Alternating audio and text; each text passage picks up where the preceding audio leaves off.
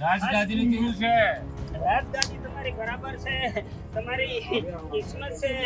આજ દેહના દરિયાના ખંડે ખંડે છેડે છેડે તારા વાણો ઉપર નાખ્યું છે, તો તારી બરકત કોઠારી જાણો ગુરુ મોકલ્યા ને પૂજારી। રાજગાદી આવશે ને? આવી ગઈ તમારા ઘરે।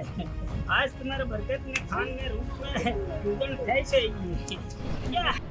લોકસભાની ચૂંટણીના રિઝલ્ટ આવી ગયા છે ને ગુજરાતમાં 26 માંથી 25 બેઠક પર ભાજપે જીત મેળવી છે અને મારે વાત કરવી છે છોટાઉદેપુરની, કારણ કે છોટાઉદેપુરના કોંગ્રેસના જે ઉમેદવાર હતા સુખરામ રાઠવા, એમનો એક વિડીયો સોશિયલ મીડિયામાં વાયરલ થઈ રહ્યો છે કે જેમાં ભુવાજીને પૂછી રહ્યા છે કે મારી રાજગાદીનું શું, અને આ વિડીયો છે એ ભાજપના જે એમની સામે ઊભા હતા જશુ રાઠવા કે જીતી ગયા છે, એમણે સોશિયલ મીડિયા પર પોસ્ટ કર્યો હતો અને ત્યારબાદ એમણે શું પ્રતિક્રિયા આપી છે ચલો સાંભળીએ। કુલ મળીને એ વિડીયો ફરતા ફરતા મારી પાસે આવ્યો તો મને એવું લાગ્યું કે એમણે જે એક માણસ ઢૂંઢતો હતો એ કોઈ ભૂવો હશે, તો એમણે પૂછ્યું કે રાજગાદીનું શું, તો એમણે એવું કીધું કે તમારી રાજગાદી ઘરે આવી ગઈ।